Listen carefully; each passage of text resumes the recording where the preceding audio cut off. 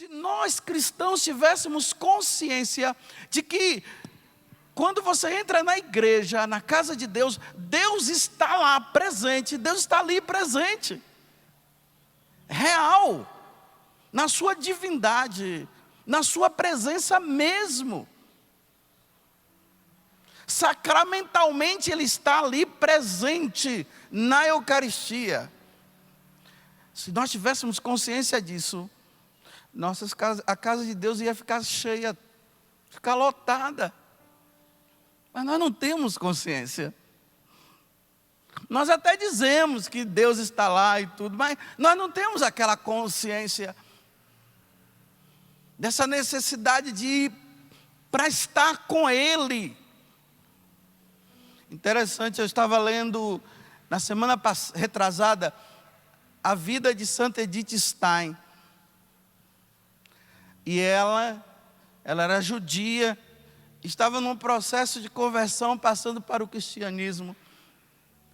E um dia ela entrou na igreja, e veja só, ela notou algo interessante. Ela estava ali sentada, e simplesmente veio uma mulher com um cesto com pães dentro.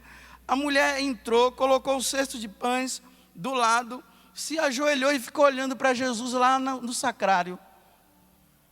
Aí ela despertou. Ela disse assim: interessante, os protestantes só vão para a igreja quando está todo mundo reunido. Os judeus vão para a sinagoga quando estão todos reunidos.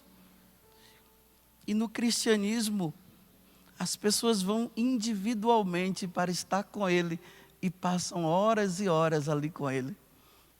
Ela foi se abrindo, foi se despertando. E foi criando aquela noção da presença de Deus ali na igreja. É que, para nós termos consciência, a gente precisa olhar com os olhos da fé. Porque pelos olhos humanos a gente não vê. Mas se nós tivéssemos a capacidade de ver Jesus Cristo andando ali na casa, né? Nós estaríamos lá todos os dias. Ou melhor, nem sairíamos de lá. Mas você tem essa consciência de que existe uma casa que se chama a casa de Deus? Você tem consciência disso? Ou você já passou essa consciência sua? Ou você simplesmente passa em frente ali e não está nem mais aí. Você passa correndo, porque afinal de contas você tem outras casas para você entrar. Porque você vê que a nossa vida é feita de entrar, né? Nós estamos sempre entrando em algum lugar. E é terrível como o cristão, ele só deixa para entrar na casa de Deus, talvez só de noite.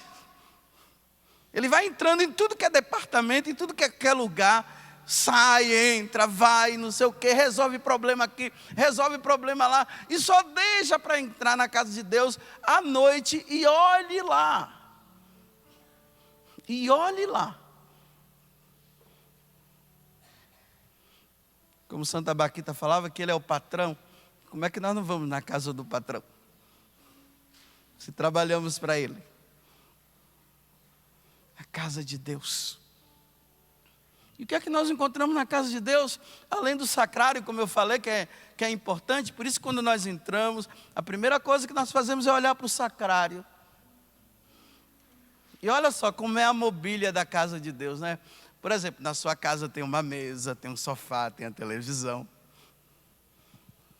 Tem o computador agora. Tem as cadeiras para você sentar, tem a cama. E como é que a casa de Deus é mobiliada? Primeira coisa, o altar. Quando a gente entra na casa de Deus, nós vamos ver a mesa, o altar, aonde o sacrifício é oferecido.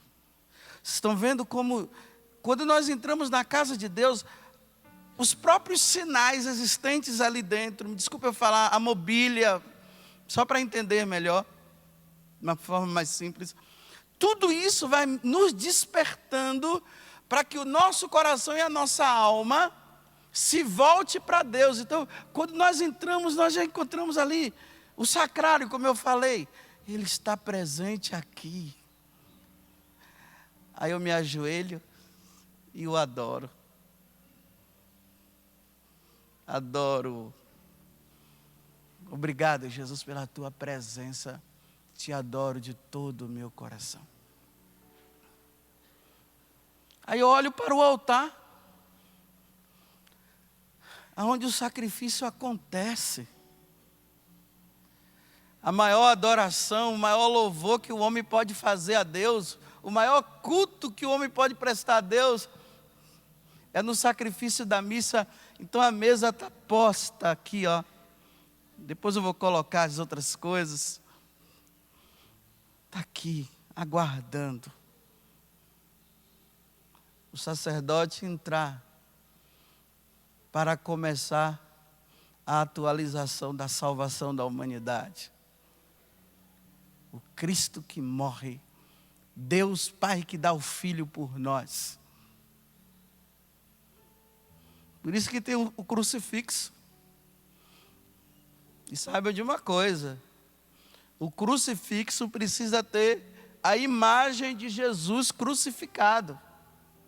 Sem essa história de colocar nas nossas igrejas o crucifixo vazio, aí ficam aqueles dizendo assim, não, é para mostrar que ele ressuscitou. Sim, nós sabemos que ele ressuscitou, mas é preciso ter a imagem de Cristo crucificado, porque a imagem de Cristo crucificado, vocês veem até que está aqui no altar, para mostrar sacrifício do Senhor. É sacrifício, é morte. É Ele que dá a vida. A casa de Deus. Aí nós olhamos também, vemos lá, isso aqui, a mesa da palavra, né? Ó, Ele que nos alimenta com a mesa da Eucaristia. E nos alimenta com a mesa da palavra, o ambão da palavra. Você olha para o ambão e diz assim, Deus fala comigo aqui. Como é que Ele fala conosco? É através da palavra. Estão vendo que tudo leva para Deus? Tudo leva para Deus na casa dEle. Como na nossa casa tudo leva para nós, na casa de Deus tudo tem que levar para Ele. A palavra que me alimenta nessa caminhada, nesse vale de lágrimas. A palavra que me guia para não me desviar dEle, que eu preciso caminhar para Ele. Está ali a palavra. Eu lembro que eu preciso ouvi-lo na palavra. Ele que fala através da palavra. E quem é que você vai encontrar lá na igreja, senão o sacerdote? A pessoa do Cristo. Não fiquem pensando que quem está falando aqui com vocês é Padre Zé Augusto, não. Quem está falando com vocês aqui é Jesus Cristo, viu? É Jesus Cristo que está dizendo para vocês, venham para a minha casa. Vocês não estão vindo como deveriam vir. Vocês têm tempo para tudo nessa vida. Vocês só não têm tempo para estar comigo. Claro, aqui como aqui não é uma igreja, né? A igreja está sendo construída ainda lá, o santuário. Mas outra coisa que nós vamos enxergar dentro da igreja é a pia batismal. E nós vamos lembrar, foi ali que eu nasci de novo. Foi ali que eu me tornei filho de Deus. Até amanhã, 21 de abril, né, dia de São Mateus, amanhã vai fazer 45 anos que eu fui batizado. Amanhã. 21 de setembro, né? Eu falei agosto? Oxa, não sei o que é que tem. É porque 21 de abril foi o dia que meu pai morreu, por isso que eu estou. Mas 21 de setembro, amanhã. E lá na igreja tem a pia batismal. E por que nas igrejas tem os santos, né? As imagens tão questionadas. E agora estão querendo tirar as imagens da nossa igreja. Porque idolatria, não. Nós não somos idólatras, não. Nós não adoramos imagem, não. Nós adoramos aquele que está no sacrário. Vocês viram que eu falei que quando nós entramos, nós nos ajoelhamos diante de quem? De Jesus no sacrário, que está ali presente. Como eu falei para vocês, que quando eu entro na igreja, já de manhã, quando eu vou, a primeira coisa que eu faço é abrir o sacrário para adorar Jesus. É Ele que nós adoramos. Mas e esses santos? Nós olhamos para eles e vemos assim, homens e mulheres que foram totalmente de Deus, que lutaram aqui na terra contra o pecado, que viveram uma vida de santidade. Aí nós vamos vendo cada santo que vai assim, elencando ou mostrando as suas virtudes. São Vicente de Paulo mostrando a caridade. Ele que é o patrono da caridade. Como é preciso ser caridoso como São Vicente foi, para eu ganhar o céu como ele ganhou. Aí olho, vejo a imagem de São Francisco e vejo na vida de Francisco um homem que viveu a pobreza. Era rico, deixou tudo para viver a pobreza e para dizer assim, para que tanta ambição, meu Deus do céu? Para que esse negócio de ganhar tanto? Se daqui a pouco tempo o Senhor vai me chamar, e se eu ficar ali só voltado para a riqueza, colocando a riqueza como idolatria para a minha vida? Não, eu tenho que ser como Francisco. Aí a gente vê lá a imagem de Santa Clara, né? Aí vemos uma mulher que deixou o mundo, se fechou dentro do mosteiro, para viver inteiramente para Deus, se consagrou inteiramente a Deus. Na sua virgindade, vivendo a pobreza, a castidade e a obediência. Senhor, dá-me a graça de viver como Santa Clara viveu. Claro, o Senhor não me chama para estar no mosteiro, mas Senhor, que eu faça da minha vida um mosteiro. E que do meu coração eu sempre lembre que o Senhor está presente dentro de mim, e que eu leve a minha vida fazendo sacrifícios e orações por Ti, meu Senhor. O significado das imagens dentro da igreja. O mundo não tem os seus heróis? Bem, no meu tempo tinha Batman, tinha Super-Homem, no meu tempo, né? Agora tanto super-heróis aí, até com os nomes tudo diferente, que não sei nem como falar. Mas no meu tempo era. Esses heróis aí eu me lembro, né, que eu queria ser como eles. Aí queria voar como Super-Homem. Não é ideia de criança. A igreja tem seus heróis. Se o mundo tem os deles, só que o mundo cria heróis que não existiram. A igreja não cria, a igreja dá heróis que existiram. Os heróis são os santos, que se dedicaram, que deram a vida por Deus e para Deus. E a hora já vai passando. Teria muito que vos falar, mas que o Espírito Santo fale o resto para você. Mas vou terminar com alguns questionamentos. Existem pessoas que trabalham para Deus. Trabalham para Deus, mas não vão na casa de Deus. Elas só trabalham para Deus. Fazem tudo para Deus. Fazem tudo, você encontra. Nossa, você olha assim e diz, nossa, aquela pessoa está dando a vida, trabalhando para Deus. Só trabalha, mas não entra na casa de Deus. Não tem tempo para estar com Ele. Porque tem que fazer as coisas dele, como se Deus estivesse assim tão preocupado com as coisas que nós fazemos. Ele pode fazer. Mas nossa, eu trabalho para... Aí começam a ficar inventando história, dizendo assim, eu não tive tempo para estar com Deus, mas estou trabalhando para Ele. E nos finais dos tempos, Jesus disse que muita gente vai dizer para Ele assim, olha, fiz milagres no seu nome, fiz não sei o que no seu nome, e Ele vai dizer, afasta-te de mim, eu não te conheço.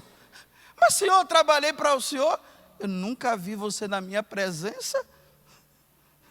E você diz que trabalhou para mim? Não te conheço, não. Nós conhecemos o outro quando convivemos, né? A gente não conhece sem conviver. Está trabalhando para Deus. Nossa, eu não tenho nem tempo para Deus. Olha só que pecado. Por favor, não fala isso não, que Deus não vai gostar de você dizer que você está trabalhando para Ele, não tem nem tempo para Ele. E tem aqueles outros que trabalham dentro da casa de Deus. Trabalham na casa, mas nem se atinam que Deus está lá. Vai lá, arruma o altar, faz tudo, mas em nenhum momento se dobra diante do Senhor, nenhum momento reza, mas deixa tudo impecável, mas não reza. Então na casa de Deus. Tem aqueles que disseram assim, ficaram aborrecidos com o padre, ficaram aborrecidos com o ministro lá, e não vão mais na casa de Deus. Dizem, não vou não, eu fico em casa. Eu rezo em casa, eu assisto a missa em casa, né? Até mais cômodo, né? É só ligar a televisão e ficar deitado na cama assistindo, né? A missa. E dizer, ainda sai de, nossa, a missa hoje foi ótima, mas não vai na casa dele, não comunga, não recebe Jesus. E tem aqueles que vão, ficam e permanecem na casa de Deus. Aqueles que vão e dizem, Senhor, foi difícil chegar até aqui, mas eu cheguei. E fica ali com Ele, aguardando o momento da celebração. Ou simplesmente vai lá para estar com Ele. E depois começam os seus trabalhos. Tem gente que primeiro trabalha para depois rezar. O certo é primeiro reze para depois trabalhar. Primeiro vai rezar, depois trabalhe. Entrega o teu serviço e o teu trabalho ao Senhor.